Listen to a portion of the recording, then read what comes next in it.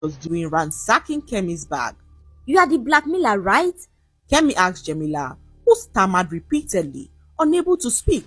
She grabbed Jamila's phone and angrily went through her text messages and saw the last message that she received from the blackmailer. I knew it. All this while, you looked so suspicious, and remembering the gift I gave you on your birthday last year, I knew you would stop at nothing to ruin my life. So, where is the thing you said you had against me? I need it now, she demanded, as Jamila informed her that she was not the blackmailer. I thought you were the one blackmailing me, just to mess with my head, she said to Kemi, who opened her mouth in shock to realize that Jamila was also being blackmailed. Jamila, in that moment, informed Kemi that she saw a note in her bag from the blackmailer with a strange number, telling her to send a text to the number at a stipulated time or else her secret will be exposed. Jamila did as the blackmailer had instructed to keep her secret hidden, not knowing that the number belonged to Kemi. I was ransacking your bag to check your handwriting to see if it's the same with the writing on the note I received. Kemi then requested to see the note, and Jamila, still shaking, pulled the note out from her bag and handed it over to Kemi, who looked at the note and decided that they secretly checked the books of their classmates to see if they would find a match. After hours of searching, Kemi and Jamila finally found the girl whose handwriting was on the note. Her name was Bami, and they could not understand why Bami would be blackmailing them. They confronted her and realized that Bami was also a victim of the secret blackmailer. Another dead end, they said, as they asked Bami how the blackmailer communicated his blackmails with her, and Bami gave them a phone number which was completely different from the number that Kemi had on her phone. Kemi immediately put a call to the number, watching to see who would answer the call in class. Just as the phone rang, Biodun, the class rep, picked up the phone in front of the class. Kemi realized in that moment that this was a complex web. If all these people are being blackmailed, then the situation was way bigger than she thought.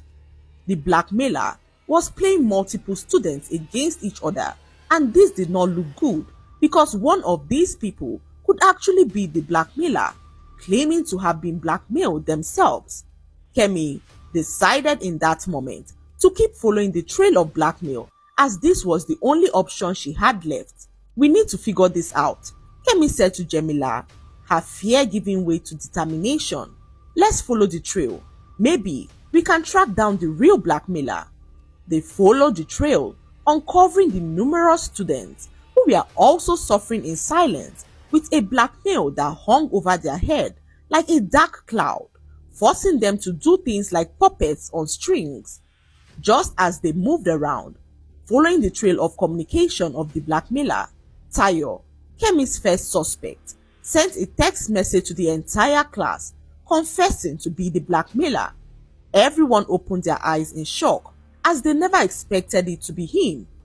Tara was escorted into the classroom in that moment to grab her school bag, tears pouring down her eyes as she hugged Kemi and informed her that she was being suspended for 2 weeks. Kemi was so furious.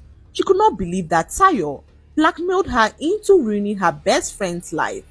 She decided to confront him to know why he did what he did, but Tayo was nowhere to be found. She was told that he left the school premises immediately after sending the messages, and Kemi decided to go in search of him after school hours. Just as she sat at her desk, waiting for the school bell to ring, the principal walked into her class angrily and ordered her to meet her in her office. Kemi's heart began to beat as she wondered why she was being summoned by the principal. With her heart pounding, she gently walked to the principal's office, several thoughts running through her mind in that moment.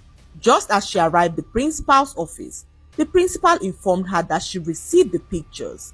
"I am so disappointed in you, Kemi," she said as she heaved a sigh of disappointment.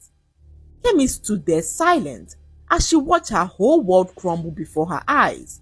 Which pictures? she thought to herself, her heart racing, wondering if the pictures were from the event of the other night. I am doomed, Kemi said to herself as she began to shiver. Her temperature suddenly began to rise as her head ached in a way that it had never ached before. The principal stood there quietly as she looked down at her phone and shook her head repeatedly. After a few minutes, the principal informed Kemi that she had been suspended indefinitely for breaking into her office and stealing the test answers and framing another student for the crime. Kemi's heart relaxed on hearing